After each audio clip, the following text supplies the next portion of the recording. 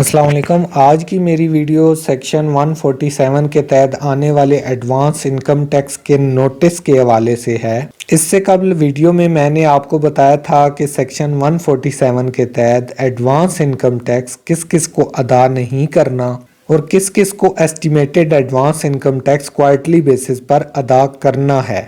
اس بابت میری تفصیلاً ویڈیو موجود ہے، لنک آپ کو اس ویڈیو کی ڈسکرپشن میں مل جائے گا۔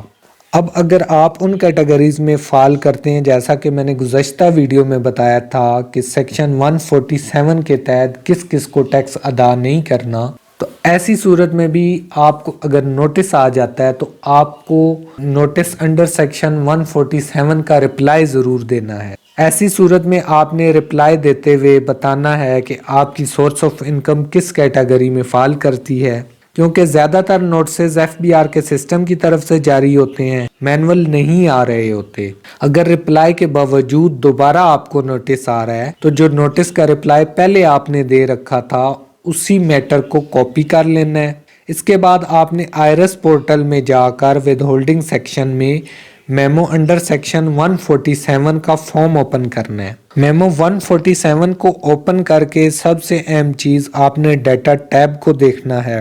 ڈیٹا ٹیب کے اندر اگر ٹرن اوور فور کوارٹرز کی آپشن موجود ہے تو پھر آپ نے ٹیکس پے کرنا ہے، اگر نہیں موجود تو ٹیکس پے نہیں کرنا۔ مثال کے طور پہ اگر نہیں موجود اور آپ کو ویسے ہی نوٹس آیا ہوا ہے تو پھر آپ نے جو اس کی ڈسکرپشن ہے یعنی ٹائپ کرنے والی جگہ ہے اس میں جا کے اپنا وہی پریویس نوٹس کے رپلائی کو کاپی پیسٹ کر دینا ہے۔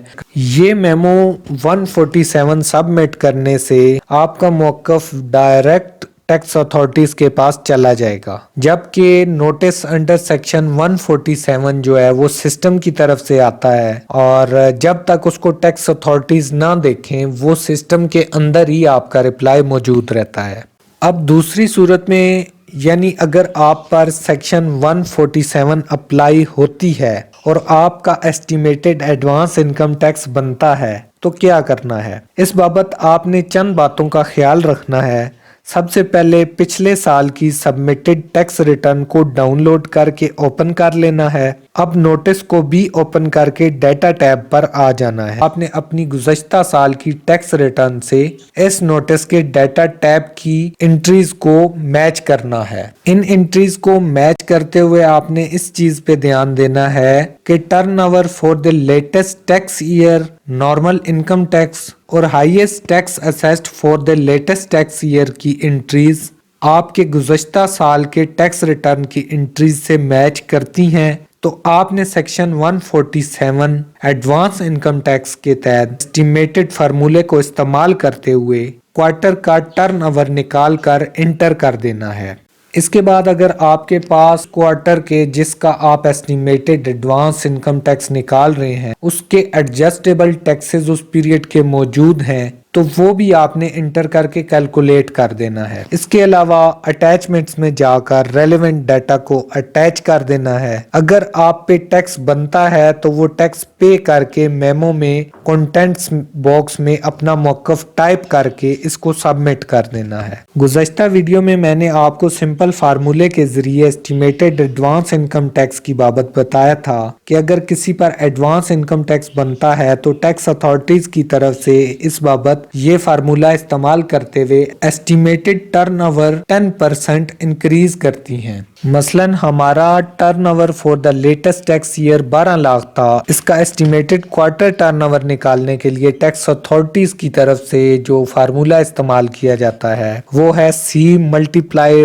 110 divided by 100 divided by 4۔ C جو ہے وہ ٹرن اوور ہے اور اس کا آنسر جو آئے گا وہ 3,30,000 روپے ہوگا۔ اب اگر 12 لاکھ کا ڈائریکٹ کوارٹر نکالا جائے تو وہ 3 لاکھ بنتا ہے، یعنی کہ اس سے ثابت ہوتا ہے کہ ٹیکس اتھارٹیز کی طرف سے یہ فارمولا استعمال کرتے ہوئے کوارٹر ٹرن اوور کو 10% انکریز کر کے نوٹس بھیجا جاتا ہے۔ اسی طرح ایڈوانس انکم ٹیکس کے لیے کوارٹر کا ایسٹیمیٹڈ ٹیکس نکالنے کا یہی فارمولا استعمال ہوتا ہے۔ مثلا گزشتہ سال 60,000 روپے ٹیکس تھا، اب وہی فارمولا استعمال کرتے ہیں تو اس 60,000 کے حساب سے 16,500 روپے ٹیکس بن جائے گا کوارٹر کا۔ اگر ڈائریکٹ کوارٹر کا ٹیکس نکالا جائے تو وہ فارمولے کے بغیر 15,000 روپے टैक्स बनता है। लिहाजा ये बात साबित हो गई कि एडवांस इनकम टैक्स के नोटिस पर भी एस्टिमेटेड क्वार्टर टर्नओवर और एस्टिमेटेड क्वार्टर टैक्स को गुज़श्ता साल के मुताबिक 10% इंक्रीज के साथ टैक्स अथॉरिटीज निकालती हैं।